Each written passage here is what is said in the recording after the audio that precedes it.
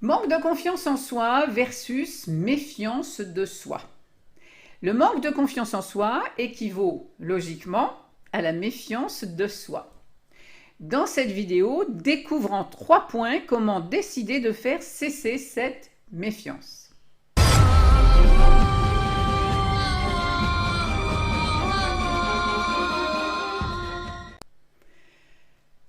Je suis Elisandre, bonjour. J'aide les personnes intuitives à rendre leur vie quotidienne extraordinaire grâce au conte.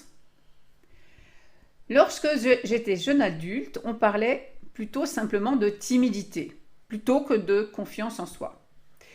Et j'ai été une très grande timide. Je m'en suis sortie par le fait d'avoir à l'inverse un grand désir de réalisation, un grand désir de retrouver ma vraie nature et de l'exprimer pleinement. Si tu veux toi aussi vivre ta légende personnelle et passer du rêve à la réalité quotidienne, eh bien abonne-toi à ma chaîne sans oublier d'activer la cloche. Mais surtout, télécharge mon coffret cadeau dont tu vas trouver le lien juste sous la vidéo. La confiance en soi est pour moi un peu un fourre-tout, une sorte de boîte noire dans laquelle il faut trier pour y voir clair, pour cesser aussi d'en faire un problème psychologique. Comme sortir de la timidité a été pour moi absolument vital, je peux t'en parler en connaissance de cause. J'ai déjà d'ailleurs fait d'autres vidéos sur le sujet et tu pourras les regarder pour connaître notamment, très important, la définition simple de la confiance en soi. Très important parce que plus un concept est simple et plus facilement on peut le maîtriser. L'inverse de la confiance en soi, c'est donc la méfiance de soi. C'est logique. La question est, de quoi te méfies-tu? Alors voyons cela en 3 points. Premièrement, voyons notre moi social. Nous avons hérité d'une histoire familiale, sociale, qui balise notre zone de sécurité, ou de confort, ou d'habitude, appelle-le comme tu veux. Et cette histoire, elle formate notre manière de penser le monde et d'agir dans celui-ci. Ce sont des repères normés que l'on préférerait immuables, par paresse et par ignorance, il faut bien le dire. Et nous croyons en plus qu'en dehors de cette histoire, point de salut. C'est une sorte de kit de survie. Le moi social conditionné est habitué à certaines actions et attitudes stéréotypées qu'il maîtrise parfaitement et automatiquement. Voilà pourquoi. Certains autres comportements sont même exclus et apparaissent comme subversifs. Alors, tout irait presque bien, sauf que la vie est mouvement. Et en plus, tout le matériau emprunté à la culture ambiante ne nous convient pas forcément. Nous l'avons seulement intégré dans notre cerveau comme un logiciel. Mais nous finissons même par penser que nous prenons des décisions nous-mêmes à la fin. Alors que nous nous servons de ce matériau par action et réaction la plupart du temps. À travers ce logiciel intégré, nous sommes donc identifiés à la manière de penser de la communauté ambiante. Ce logiciel, c'est le logos. Alors, il est utile, évidemment. Mais deuxièmement, voyons de plus près ce logos. Ce logiciel intégré est déterminé par le langage. Tout comme un logiciel informatique est déterminé par un langage informatique. Jusque-là, tu me suis. Bon.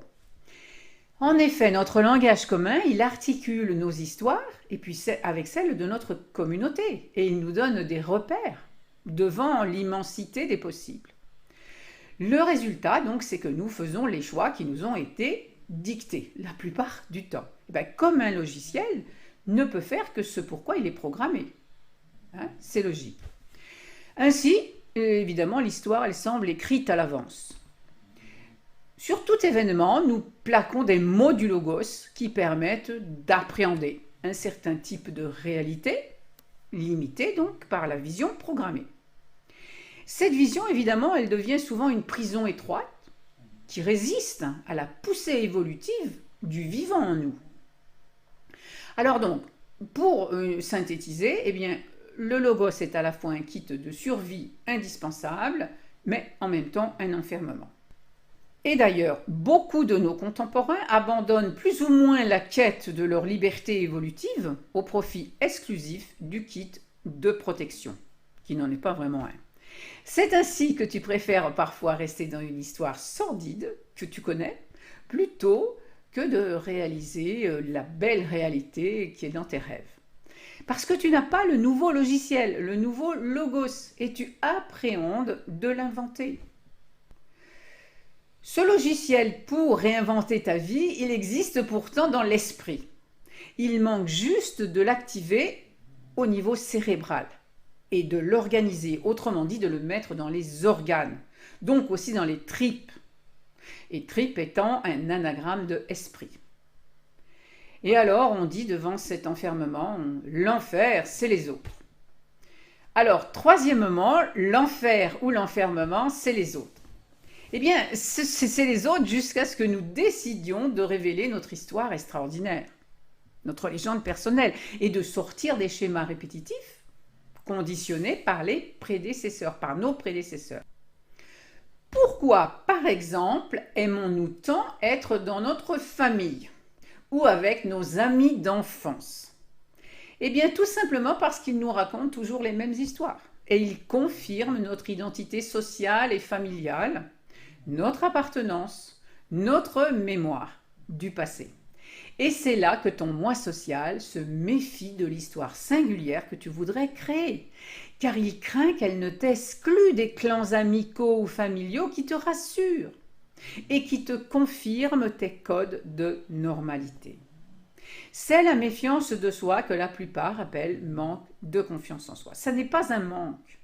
Tu révèles cependant des bribes de ton histoire extraordinaire dans tes rêves nocturnes, dans tes aspirations au changement et aussi dans tes lapsus. Tout un matériau qui attend ton bon vouloir dans l'antichambre du conscient, qu'on appelle souvent subconscient. Il est extrêmement simple de le retrouver en activant les clés de sagesse des contes de fées, par exemple.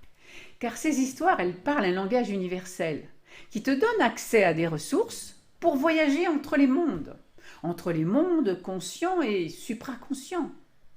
Monde ordinaire normé et le monde extraordinaire de ta légende. Pour apprendre ce langage, eh bien, je te suggère à nouveau de télécharger mon coffret offert. Pour résumer, dans cette vidéo, je t'ai donc expliqué que le moi social conditionné par le logos se méfie de l'authenticité du moi profond pour des raisons de survie, illusoires cependant. Et que cette méfiance te fait croire à un déficit en toi qui t'empêche de réaliser ton rêve singulier, ton histoire unique. Et que cela, troisièmement, n'est pas une fatalité. Alors si cette vidéo t'a plu, peux-tu la liker, la partager afin que d'autres personnes comprennent qu'il est possible de renaître de ses cendres, comme Cendrillon. Et puis dis-moi dans les commentaires si tu aimerais renaître de tes cendres comme Cendrillon et trouver la chaussure unique qui va à ton pied. Sous la vidéo, télécharge mon coffret offert et rejoins-moi au royaume amoureux pour faire partie de celles et ceux qui deviennent héros ou héroïnes de leur vie. Et à bientôt dans une autre vidéo.